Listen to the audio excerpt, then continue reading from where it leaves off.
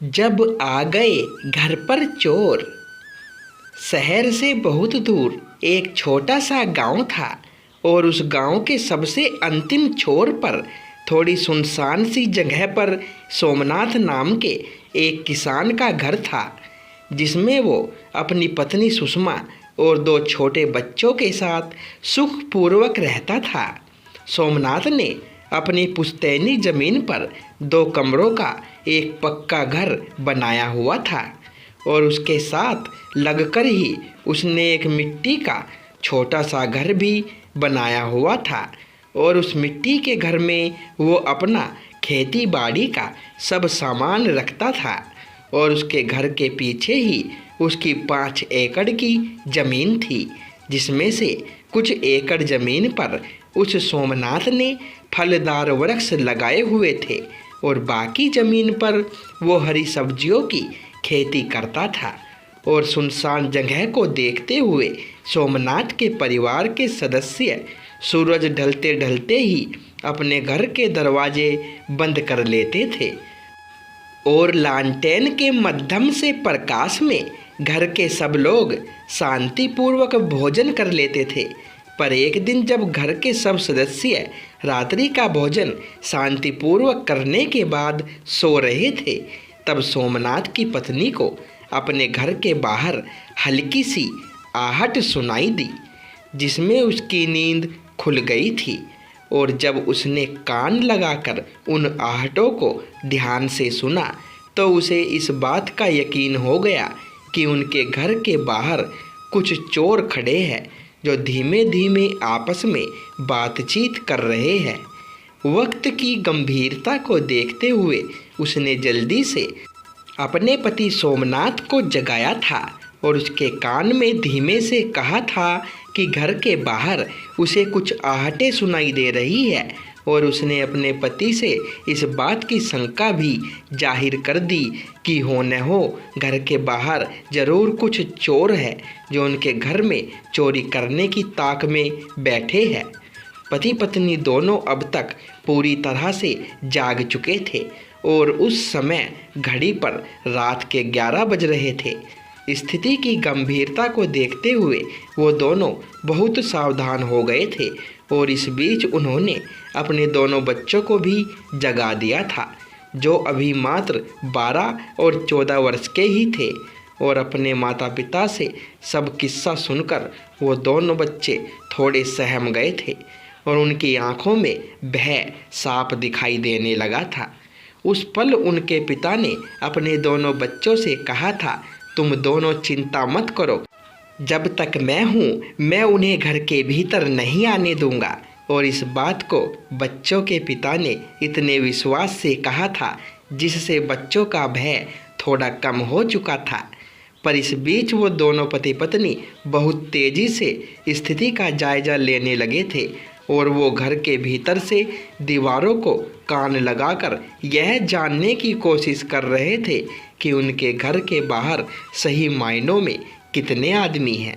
उनके घर के पीछे भी एक दरवाज़ा था और घर के पीछे एक छोटा सा आंगन भी था। इस बीच सोमनाथ ने घर के दोनों दरवाज़ों को भीतर से बहुत मजबूती से बंद करके उन पर ताला लगा दिया और घर के भीतर जल रही लालटेन का प्रकाश भी थोड़ा मध्यम कर दिया था, जिससे उन चोरों को घर के भीतर अंधकार के सिवा और कुछ भी दिखाई न दे। अब दोनों पति पत्नी बहुत गंभीरता से इस सारी समस्या पर विचार कर रहे थे और उन्हें भय था कि कहीं अगर वह चोर उनके घर के भीतर आ गए तो उनके अलमारी में पड़े कुछ रुपये पैसे और सोने के जेवर अपने साथ ले जाएंगे। और उन दोनों को रुपये पैसों और गहनों की भी इतनी अधिक चिंता नहीं थी, पर उन्हें इस बात की चिंता ज़रूर थी कि अगर उनके पास हथियार हुए तो वो उनके परिवार को कोई गंभीर नुकसान पहुंचा सकते थे। अब कुछ भी सोचने समझने का अधिक वक्त नहीं था और कुछ सोच विचार करने के बाद सोमनाथ ने अपनी पत्नी सुषमा और बच्चों के कान में कुछ कहा था और जवाब में सुषमा और उसके बच्चों ने सिर हिला दिया था और अपने पति की योजना को सुनकर उन गंभीर लम्हों में भी सुषमा और उसके बच्चों के चेहरे पर मुस्कान आ गई थी।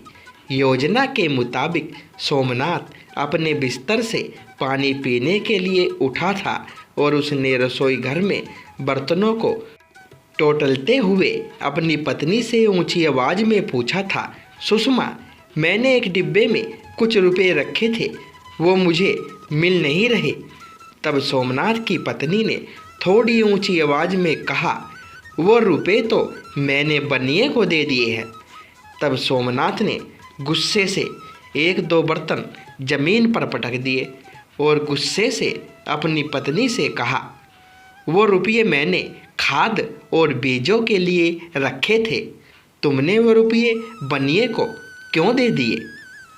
इस पर सुषमा ने थोड़ी और ऊंची आवाज़ करके अपने पति से कहा, घर का राशन खत्म हो गया था और उस बनिए को हमने पहले से ही बहुत रुपये देने थे, तो मैं क्या करती? कुछ पल खामोशी छाई रही और उस समय दोनों बच्चे अपना मुंह चादर में छिपाकर हंस रहे थे, क्योंकि उन्होंने अपने माता पिता को कभी भी झगड़ते हुए नहीं देखा था।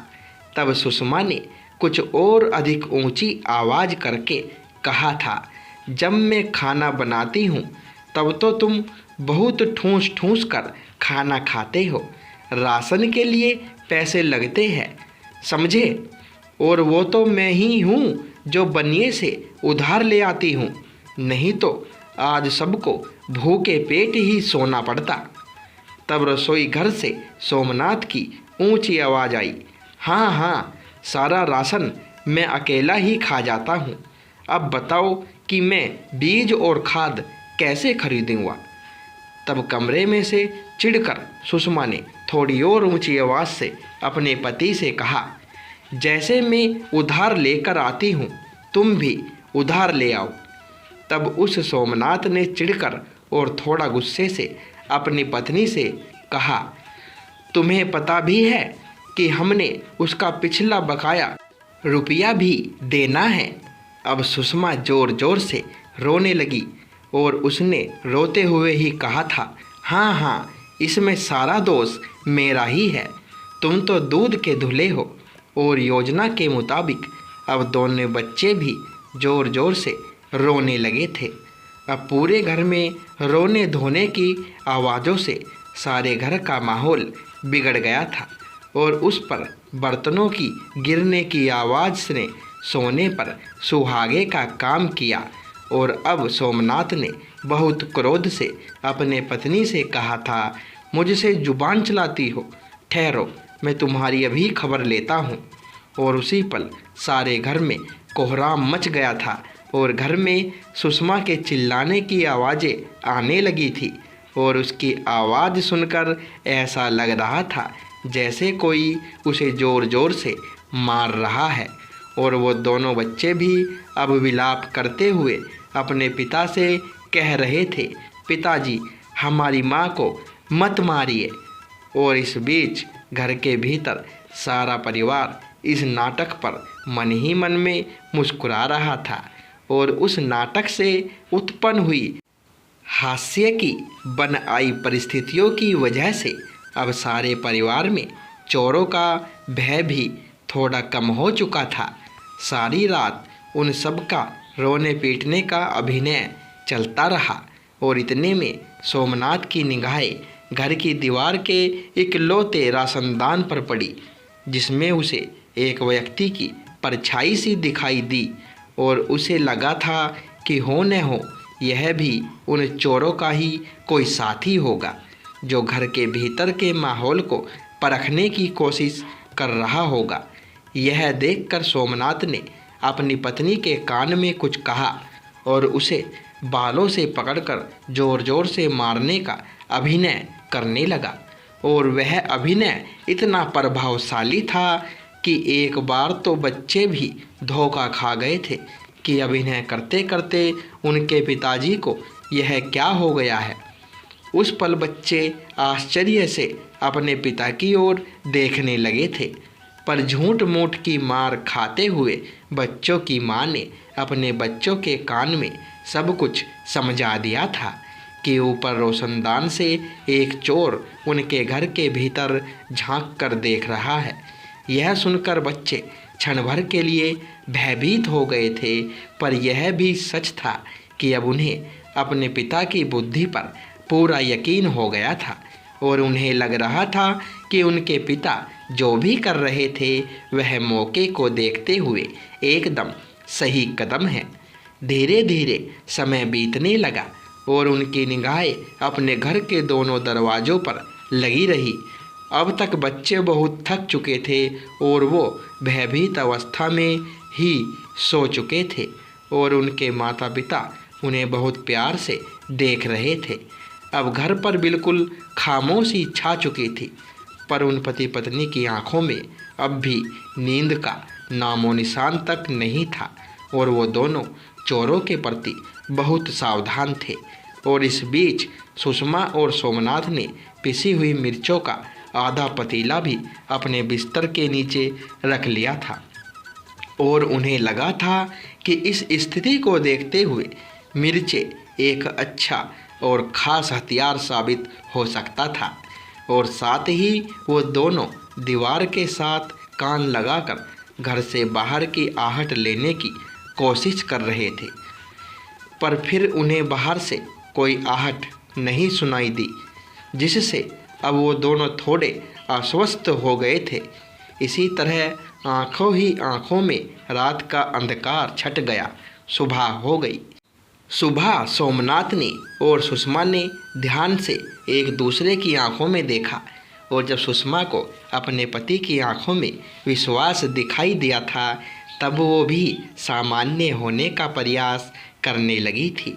और इस बीच सोमनाथ ने धीरे से अपने घर का दरवाज़ा खोल दिया था और वो सावधानीवश अपने घर के आसपास सब तरफ देखने लगा था और उसे अपने घर के निकट कुछ कदमों के निशान के सिवा और कुछ भी दिखाई दिया नहीं था। और यह देखकर पति पत्नी के चेहरे पर विजय मुस्कान आ गई थी। इस बीच उनके बच्चे भी उठ गए थे और वो बहुत प्रेम से अपने माता पिता से लिपट गए थे और उस पल उनके चेहरे पर बहुत ही नटखट मुस्कान दिखाई दे रही थी। और पता नहीं क्या सोचकर उन्होंने अपने पिता से कहा था, पिताजी माँ को मत मारिए। और यह कहकर दोनों बच्चे खुद ही हंसने लगे थे और उनके इस नटखट शरारत पर उनके माता पिता भी मुस्कुराए बिना नहीं रह सके थे। और उस पल सुषमा ने सोमनाथ की ओर देखते हुए उससे कहा था, तुम्हारे रहते हुए कोई हमारे परिवार का बाल भी बांका नहीं कर सकता।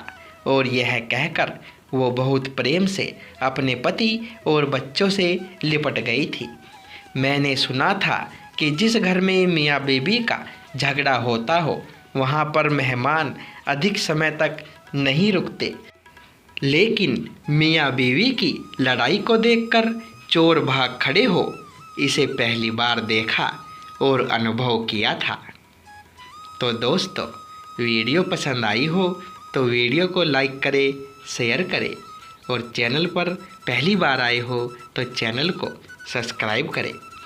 धन्यवाद दोस्तों।